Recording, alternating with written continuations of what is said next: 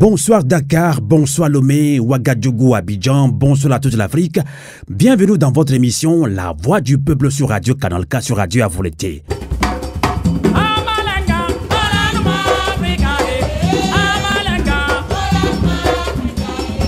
Après la condamnation de l'opposant Ousmane Sonko à 2 ans de prison ferme pour corruption de la jeunesse, le Sénégal a sombré dans une violence ayant engendré plus d'une vingtaine de morts. Qu'est-ce qui explique alors ce calme apparent au Sénégal depuis quelques jours? Entretien exclusif avec Habib Diop, coordinateur du PASTEF Suisse, les patriotes africains du Sénégal pour le travail, l'éthique et la fraternité. Il est également secrétaire national adjoint chargé des stratégies et de la prospective de PASTEF, membre du bureau politique national. Il va réagir dans quelques instants en ligne depuis Bienne, ici même en Suisse. Merci de nous être fidèles sur Radio Canal K et sur Radio Avoleté. Et Nagadef à tous nos frères sénégalais de votre résistance sur Canal K et sur Radio Avoleté. Et comme annoncé, nous accueillons ici, même en Suisse depuis Bienne, Habib Diop. Bonsoir. Bonsoir, M. Amos. Habib Diop est coordinateur de PASTEF Suisse, les patriotes africains du Sénégal pour le travail, l'éthique et la fraternité. Vous êtes également secrétaire national adjoint chargé des stratégies et de la prospective de PASTEF et membre du bureau politique national. Alors justement, Habib Diop, après la condamnation de l'opposant Ousmane Sonko à 2 ans de prison ferme pour corruption de la jeunesse, le Sénégal sombre il y a quelques semaines dans une violence ayant engendré plus d'une vingtaine de morts. Et justement, malgré le calme apparent qui règne dans le pays actuellement, le climat politique est toujours crispé. La maison de l'opposant Ousmane Sonko toujours encerclée. Alors, Habib Diop, qu'est-ce qui explique selon vous ce calme apparent au Sénégal depuis quelques jours? Alors, merci M. Amos. Permettez-moi tout d'abord de m'incliner devant la mémoire des 30 personnes qui ont été lâchement assassinées, comme vous l'avez dit, à l'issue du verdict, j'allais dire, inique, qui a été prononcé à l'encontre du président Ousmane Sonko. Et je le rappelle, donc la répression a été meurtrière, c'est parce que tout simplement nous avons en face, en tout cas, un président de la République qui use de toutes les institutions, de tous les moyens de l'État pour opprimer son peuple. Or, le peuple sénégalais est juste assoiffé de démocratie, assoiffé de libertés individuelles et collectives. Et malheureusement, nous nous sommes retrouvés avec 30 personnes tuées.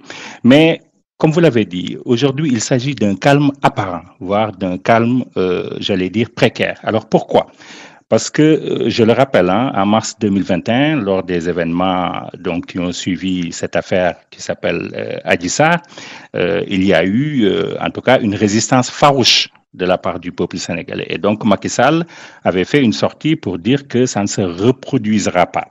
Mais malheureusement pour lui, après une autre forfaiture à l'encontre du président Ousmane Sonko, notamment au mois de juin dernier, le peuple est ressorti. Et là, c'était encore beaucoup plus intense. C'était une résistance beaucoup plus farouche, donc qui a fait énormément de dégâts. Et dès lors, nous sommes aujourd'hui à ce qu'on appelle l'équilibre des forces. Nous avons atteint l'équilibre des forces.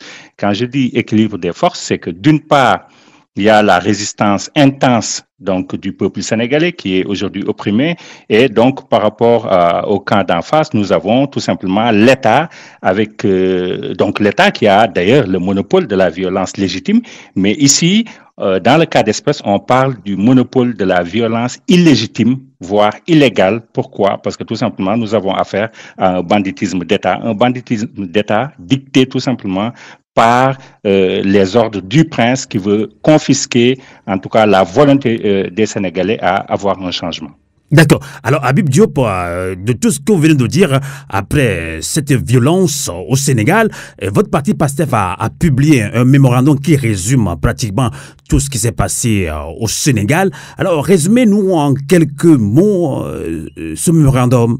Alors effectivement, le président Ousmane Sonko a pris le temps de préparer ou de sortir un mémorandum qui a suivi vraiment une démarche scientifique avec toutes les preuves qui étayent donc les assertions au niveau de ce mémorandum. Et je rappelle que donc le gouvernement a sorti un livre blanc, ou j'allais même dire un torchon de 6 ou 7 pages, qui ne repose absolument sur rien, donc qui sont des assertions gratuites, encore une fois, pour essayer de se dédouaner donc vis-à-vis de la communauté internationale. Donc, comme je l'ai dit, le président Ousmane Sonko a retracé son parcours. Donc, c'est un parcours qui est semé d'embûches, un parcours sinueux. Donc, depuis sa radiation, donc je rappelle qu'en 2016, il a été radié de la fonction publique. Pourquoi? Parce que le président Ousmane Sonko dénonçait, en tout cas, des pratiques de corruption, de concussion au niveau de l'administration. Or, la CEDEAO, d'ailleurs, encourage les fonctionnaires à pouvoir, en tout cas, dénoncer ce genre de pratiques. Donc, on aurait dû l'encourager, mais malheureusement, au Sénégal, donc, il a eu l'effet inverse, c'est-à-dire sa radiation au niveau de la fonction publique. Mais ça ne s'est pas arrêté là, parce que, comme j'ai l'habitude de le dire, le président Macky Sall, depuis 2016, ne cesse de poser en tout cas des actes qui vont dans le sens de la confiscation en tout cas du pouvoir par rapport à la volonté populaire, donc y compris écarter tous les opposants sérieux. Donc, c'est à partir de là que Karim Wade et Khalifa Sall ont été écartés via le code électoral, notamment en ces articles L29 et L30. Donc, le président Ousmane Sonko, aujourd'hui, en tant que chef de l'opposition, il est en train également de subir ce genre de forfaiture, voire ce genre de dérive autoritaire qui repose juste sur le bon vouloir du prince. Et c'est à partir de ce moment-là qu'en 2021, en mars 2021, il y a un dossier qui a été concocté. C'est ce qu'on appelle le dossier Sud Beauté ou le dossier Adji Sarr. Du nom de cette jeune fille masseuse qui travaille dans le salon de beauté, donc Sud Beauté. Et Ousmane Sonko a été accusé, en tout cas, de viol et de menaces de mort. Or, au niveau en tout cas, de l'enquête préliminaire, donc l'officier de police judiciaire qui était en charge de l'enquête préliminaire a pu déceler, en tout cas, des éléments de preuves concordantes qui démontrent que c'était, en tout cas, un plan ourdi par le camp d'en face. Mais il a pu résulter de, en tout cas, sa radiation au niveau de la gendarmerie nationale. Donc, le haut commandant de la gendarmerie nationale d'alors, donc le général Tine, avait demandé ou avait sollicité une enquête interne. Et cette enquête interne a pu également déceler que le procureur d'alors avait même demandé à modifier les PV d'enquête, ce qui est quand même gravissime. Alors, qu'est-ce qui s'en est suivi? Il a été tout simplement démis de ses fonctions. Le gynécologue également qui a pu consulter Adji Sarr, donc c'est-à-dire la partie accusatrice. Donc, le gynécologue a pu démontrer qu'il n'y avait pas de conjonction sexuelle. Qu'est-ce qui s'en est suivi? Il est tout simplement harcelé en permanence. Ses biens ont été vandalisés. Il a demandé même la protection de l'État, ce qu'il n'a jamais eu. Donc, c'est pour vous démontrer qu'il y a toutes les preuves qui corroborent le fait que ce soit un plan ourdi, tout simplement pour écarter un candidat potentiel par rapport à l'élection. Voilà, un candidat potentiel qui, tous les sondages, en tout cas, le donnent comme favori par rapport à l'élection présidentielle de 2024. Et je rappelle tout simplement que ce candidat de l'opposition a aussi une protection, un statut que lui confère la Constitution du Sénégal, parce que la Constitution donne un statut spécial à l'opposition pour que celle-ci puisse s'opposer par rapport à l'action du gouvernement et sans entrave. Mais malheureusement, face au régime de Macky Sall, je pense que la Constitution est en permanence piétinée et c'est de là qu'ils ont concocté ce dossier. Donc ce dossier est arrivé malheureusement au niveau de la table du juge d'instruction.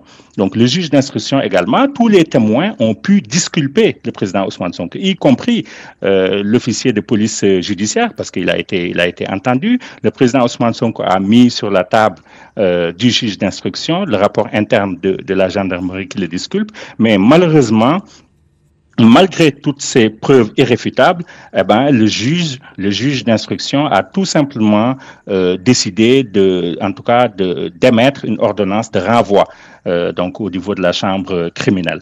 Et c'est de là que récemment, encore une fois, donc au 1er juin, nous avons eu le verdict. D'ailleurs, je rappelle que le président Ousmane Sonko a été jugé par contumace. Exactement. Ce qui est quand même, voilà, a été jugé par contumace. Est-ce qu'il peut faire appel quand il est jugé voilà, c'est ce que je suis en train. Voilà, c'est ce que je suis en train d'expliquer. Normalement, il n'aurait pas dû être jugé par contumace, parce que par contumace signifierait que, en tout cas, l'accusé, en tout cas, on ne sait pas où est-ce qu'il habite, etc. Il a fui, etc.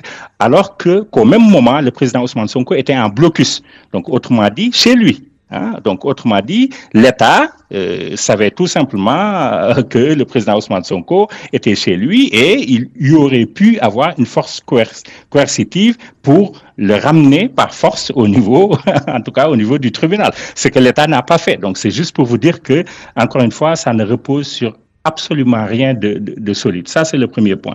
Mais le deuxième point également, et c'est bon à souligner, c'est que le président Ousmane Sonko a été disculpé par rapport au chef d'inculpation de viol et de menace de mort. Je rappelle que sur l'ordonnance de renvoi, donc du juge d'instruction, c'était les chefs d'inculpation, donc qui étaient à l'encontre du président Ousmane Sonko. Mais on a vu qu'au niveau du verdict, donc au niveau du jugement, on s'est aperçu que le juge a pu mettre ce qu'on appelle la corruption de la jeunesse. Donc aujourd'hui, le président Ousmane Sonko est accusé, en tout cas, de corruption de la jeunesse. Corruption de la jeunesse à partir de l'article 24, donc alinéa 2 du Code pénal, qui parle d'ailleurs de la majorité. Je rappelle qu'à l'époque, la majorité, c'était à l'âge de 21 ans. Entre-temps, l'âge de la majorité a été abaissé à 18 ans, ce qui veut tout simplement dire que cet article est caduc. Donc non seulement il n'était pas poursuivi pour ce chef d'inculpation, mais cet article ou ce délit, en tout cas, est caduc.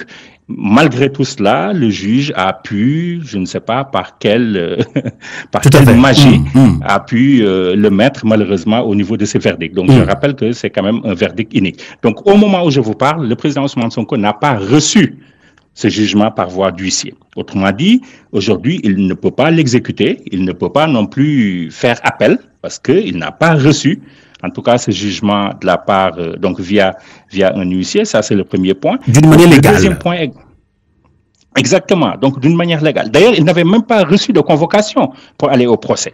Ça, c'est encore beaucoup plus grave.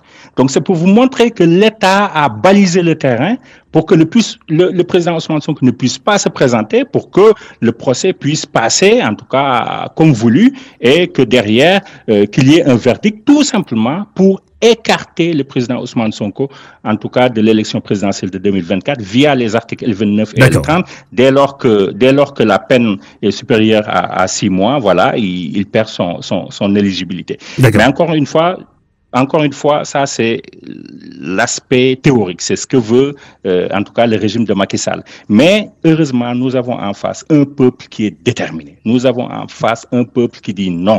Nous avons en face un peuple qui use de son droit de résistance. Et ce peuple ne va pas badiner avec la candidature de Ousmane Sonko parce qu'il y a un espoir certain qui est porté donc à la personne du président Ousmane Sonko. D'accord. Donc, voilà. Habib Diop, parlant justement de ce mémorandum qui vient d'être rendu public par votre parti PASTEF, on parle, quand on a parcouru un petit peu ce mémorandum, on parle aussi de plus de 650 Sénégalais qui sont arrêtés, dont la plupart sont membres du parti PASTEF. Mais bien entendu, notre parti est en train d'être décapité, donc au niveau en tout cas de nos responsables, de nos militants de base qui sont très actifs, etc. Donc il y a eu plus de 650 arrestations, y compris notre secrétaire général, le secrétaire général du parti, le numéro 2 de la jeunesse patriotique, un haut cadre, donc Fadilou Keïta, des militants de base qui étaient très actifs, et ça continue. La traque, en tout cas des militants de PASTEF, c'est tout simplement pour vous démontrer que, encore une fois, l'État a peur de ce parti qui incarne l'espoir, qui incarne la véritable alternative à même de pouvoir mettre le Sénégal sur les rails de la démocratie, mais également de la justice sociale. Donc 650 arrestations, plus de 30 personnes ont été tuées en 2 jours, plus de 157 blessés, dont 15 par balle. Et je rappelle, je pense que vous avez suivi lors des événements, il y a eu des milices privées qui étaient aux côtés des forces de défense et de sécurité. Et c'est le moment de rappeler aux forces de défense et de sécurité d'épouser l'orthodoxie républicaine. Je pense que c'est très important et ne pas suivre les politiques qui tout simplement sont là pour leur désir personnel. Une enquête est d'ailleurs ouverte et d'ailleurs demandée également par Amnesty International. Amnesty International, au commissariat des Nations Unies chargé des droits de l'homme, etc. La communauté internationale a bien réagi. Les organisations de défense des droits de l'homme ont bien réagi. Et je rappelle que ces milices privées aussi étaient armées. En tout cas, ils ont usé d'armes ou de fusils d'assaut. Et je le rappelle parce qu'il faut que je mette le parallélisme. Il y a à peine un an, il y avait en tout cas un scandale sur un achat illégal d'armes à hauteur de 45 milliards. Donc, c'est pour vous dire que aujourd'hui, on est à même de pouvoir dire que tous ces actes ont été prémédités par le régime d'en face. Parce que toutes ces armes-là, on n'a pas eu de réception formelle, en tout cas de la part de l'État. Apparemment, c'était destiné au ministère de l'Environnement. Mais jusqu'à présent, on n'a eu aucune idée, en tout cas par rapport à ces armes. Donc, c'est pour vous dire que nous avons en face vraiment du terrorisme, donc terrorisme d'État. D'accord. Voilà, du terrorisme d'État, malheureusement, qui s'abat sur le peuple sénégalais. Habib Diop, en pleine crise politique, Macky Sall a invité toute l'opposition sénégalaise à un dialogue qui doit s'achever cette semaine, si on a les bonnes informations. Mais ce dialogue divise déjà l'opposition dans son ensemble. Et justement, c'est dans ce contexte que la plateforme des forces vives, F24, qui regroupe environ une centaine de partis politiques et d'organisations de la société civile, a lancé son propre dialogue qu'elle a baptisé Dialogue du peuple. Alors, Habib Diop, est-ce une façon de boycotter le dialogue initié par le président Macky Sall? Mais bien entendu, je pense que c'est un dialogue qui est ubuesque. C'est le dialogue de partage du pouvoir. C'est le dialogue tout simplement qui voudrait à ce qu'on isole le président Ousmane Sonko. Mais aujourd'hui, comme je l'ai dit, le peuple sénégalais n'est pas dupe. Le peuple sénégalais a une maturité démocratique certaine. Et d'ailleurs, raison pour laquelle le F24 a choisi de dialoguer avec le peuple. Parce que qui a la souveraineté ultime? C'est le peuple qui a la souveraineté ultime. Donc c'est au peuple de décider. Quand on va vers une élection présidentielle ou à une élection présidentielle, c'est au peuple de décider. Donc, il faut quand même créer les conditions pour écouter le peuple d'une manière attentive, échanger avec le peuple, essayer aussi de comprendre, en tout cas, les attentes du peuple versus ce dialogue initié par Macky Sall. Et comme par hasard, à la veille de chaque élection, on y met un dialogue. Or, je le rappelle, une élection présidentielle, c'est un jalon qui est crucial au niveau d'une démocratie. C'est inscrit dans le calendrier républicain. C'est un jalon ordinaire. Donc, on devrait pas avoir une pléthore de dialogues à la veille de chaque élection. Parce que quand on applique les textes et les lois, je pense qu'on n'a pas besoin de dialoguer en permanence pour trouver des compromis ou même des compromissions. Mais Habib Diop, ça n'a pas de sens. J'ai envie de vous demander justement par rapport à ce dialogue qui divise maintenant les Sénégalais. Vous dites que oui, un dialogue pour aller partager le pouvoir, entre autres. Donc, que dit concrètement le Sénégalais lambda? Que pense-t-il de ce dialogue initié par Macky Sall? Le Sénégalais lambda en a marre des arrangements perpétuels entre un groupuscule de politiciens qui veut tout simplement faire perdurer, en tout cas, ce système mafieux, j'allais dire. Donc, je rappelle d'ailleurs que nous, membres de PASTEF, c'est notre premier objectif, c'est vraiment de démanteler ce système qui a des ramifications multiples. Le peuple sénégalais, comme je l'ai dit, a une maturité démocratique qui est certaine. Le peuple sénégalais a une bonne lecture de la situation politique au Sénégal. Le peuple sénégalais ne peut pas, en tout cas, se mettre en phase avec des combines en permanence.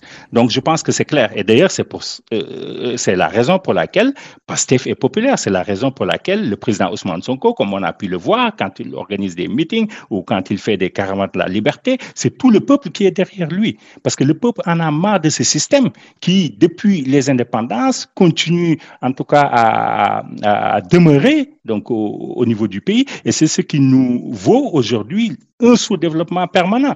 Aujourd'hui, le Sénégalais lambda souffre. Le Sénégalais lambda a besoin d'un changement, d'un véritable changement. Le Sénégalais lambda souhaiterait tout simplement avoir l'élargissement de l'espace civique. Il souhaiterait jouir de ses droits, en tout cas de tous ses droits, des libertés individuelles et collectives. Donc aujourd'hui, le peuple n'étant pas dupe, le peuple ne suit même pas ce dialogue de la farce, j'allais dire. D'accord. Habib Diop, il y a Pastef qui est membre de la plateforme des forces vives F24, qui justement, je l'ai dit tantôt, regroupe environ une centaine de partis politiques et d'organisations de la société civile, d'ailleurs qui a lancé son propre dialogue, qu'elle a baptisé Dialogue du peuple. Alors, est-ce que vous avez l'impression que Pastef a un soutien important des forces vives, notamment de l'opposition sénégalaise? Oui, bon, alors aujourd'hui, il faut distinguer deux types d'opposition, hein. Peut-être on viendra sur le cas Idrissa Seck qui incarne justement cette opposition molle, mais nous, de PASTEF, nous sommes dans une opposition radicale, hein. Vraiment, nous demeurons sur cette ligne de conduite. Et aujourd'hui, on peut dire que le PASTEF est bien soutenu. Aujourd'hui, comme vous l'avez dit, nous sommes dans le mouvement F24, nous sommes également dans la coalition Yewwi Askan Wi, la coalition Yewwi Askan Wi d'ailleurs qui appelle à donc un rassemblement le 25 juin pour aller lever ce blocus de la honte.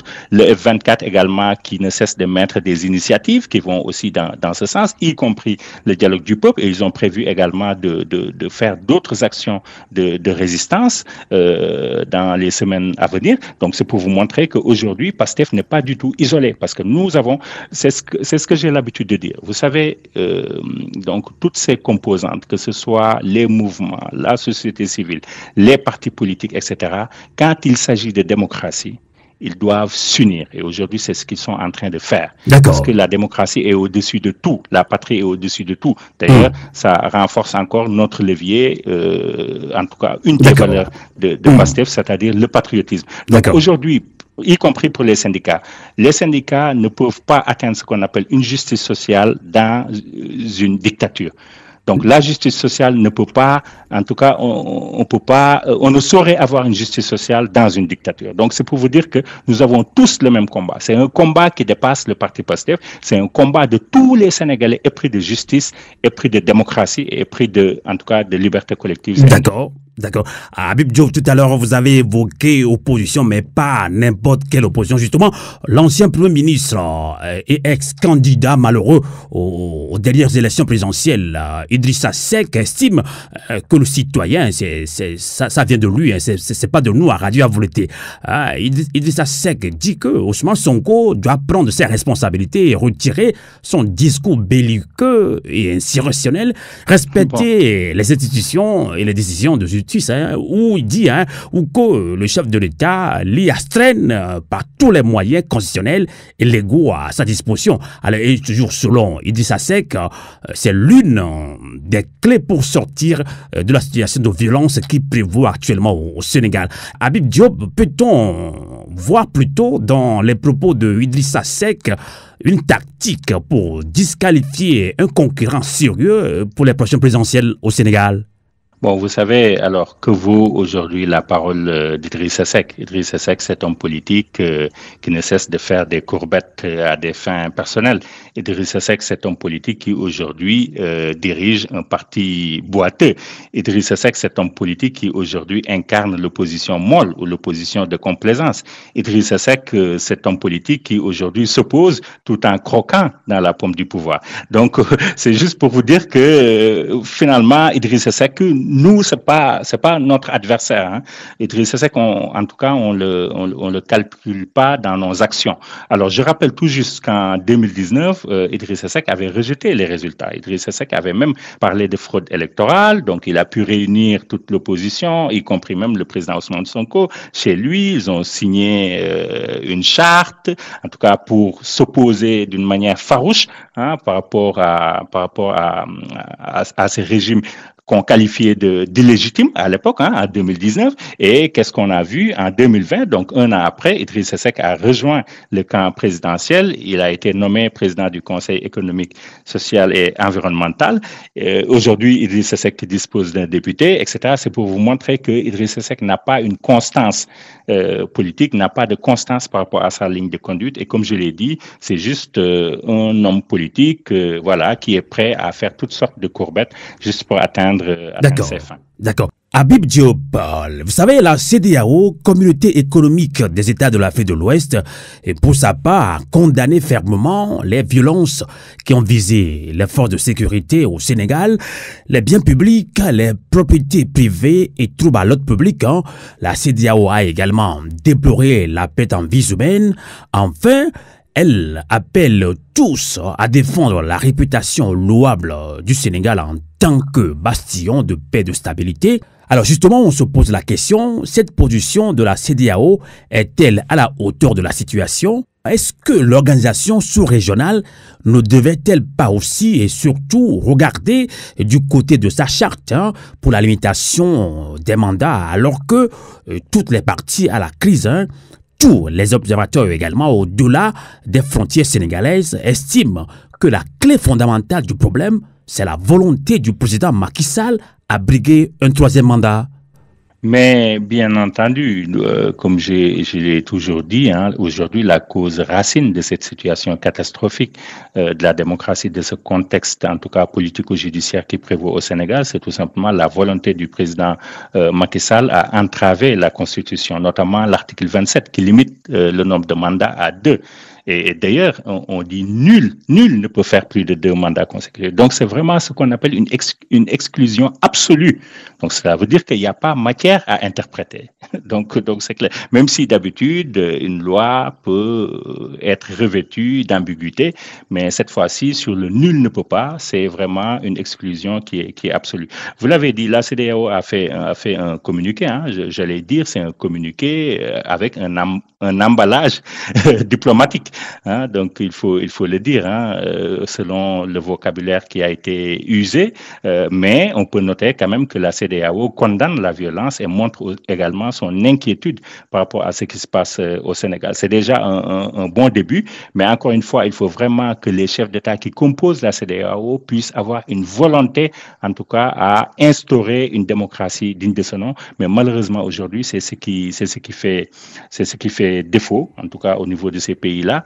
Et d'ailleurs, je le rappelle, la CEDEAO, sur la loi sur le parrainage, je rappelle que c'est Macky Sall qui l'a instauré. Juste pour vous dire que Macky Sall a usé de tous les moyens possibles pour pouvoir écarter le maximum d'opposants. Donc, la Cour de justice de la CEDEAO était montée au créneau, avait tiré la sonnette d'alarme pour dire que c'était une loi qui était anticonstitutionnelle. Anticonstitutionnelle dans le sens où ça entrave le principe d'inclusion d'une élection. Parce qu'au niveau d'une élection, en tout cas, nous devons avoir ce qu'on appelle le principe d'inclusion au-delà de la transparence, au-delà de la démocratie, etc. En tout cas, l'inclusion doit être adossée, en tout cas, à toutes sortes d'élections. Malheureusement, ce n'était pas le cas. Donc, c'est pour vous dire que je pense que ça va dans le bon sens. Parce que les peuples africains, aujourd'hui, ont une soif, en tout cas accrue, par rapport à la démocratie, par rapport aux libertés individuelles, par rapport aux libertés collectives, par rapport à un développement digne de ce nom, par rapport à une souveraineté digne de ce nom, souveraineté sur tous les plans, que ce soit une souveraineté extérieure comme une souveraineté intérieure. Et d'ailleurs, dans la souveraineté intérieure, il y a le cas de la monnaie, aujourd'hui le franc CFA, etc. Donc voilà, donc c'est pour vous dire que d'une manière très large, voilà, que ce soit les peuples, la zone UEMOA, etc. Donc, sont vraiment, en tout cas, sont demandeurs à ce qu'il y ait plus de souveraineté sous toutes ses formes. Tout à fait. Habib Diop, jusque-là, le président sénégalais Macky Sall ne s'est pas encore prononcé sur son projet de troisième mandat. On n'arrive pas à comprendre le pourquoi. Mais justement, vous intervenez dans une émission, bien sûr, une radio panafricaniste. Et là, on l'a vu en Côte d'Ivoire, Ouattara est passé avec son projet de troisième mandat. Au Togo, très proche du Sénégal, Faure Gnassingbé est à son 4e mandat. Et là, on peut se poser la question en tant qu'Africain, panafricain, quel risque court la sous-région ouest-africaine si, éventuellement, Macky Sall passe avec son projet de troisième mandat? Alors, ce qu'il faut rappeler d'ailleurs, c'est que le Sénégal aujourd'hui constitue la dernière digue face au tsunami d'instabilité en Afrique de l'Ouest. Je pense que c'est même la palissade de le dire. Donc, c'est pour vous montrer aussi les enjeux. Et ça concerne tous les pays de la sous-région parce qu'il y a un effet domino qui pourrait se créer avec des effets néfastes, bien entendu. Donc, ce qu'il faut rappeler également, c'est que c'est pas la même réalité. Le peuple sénégalais, comme je l'ai dit, le peuple sénégalais vote depuis plus d'un siècle. Le peuple sénégalais a mené des combats farouches pour gagner en liberté, pour gagner en démocratie. Le peuple sénégalais s'est battu pour avoir le pluralisme politique. Le peuple sénégalais s'est battu pour avoir 2 alternances. D'accord? Le peuple sénégalais s'est battu pour avoir la liberté de la presse. Le Sénégal, entre-temps, est devenu exemple en matière de loi sur la parité, etc. Donc, vous voyez, nous avons des acquis démocratiques et le peuple sénégalais ne peut pas accepter certaines forfaitures. Je pense que nous l'avons démontré le 23 juin 2011 quand donc Abdoulaye Wade voulait, par différentes actions malheureusement anticonstitutionnelles, demeurer au pouvoir. Donc les Sénégalais ont dit non et finalement il a fait marche arrière.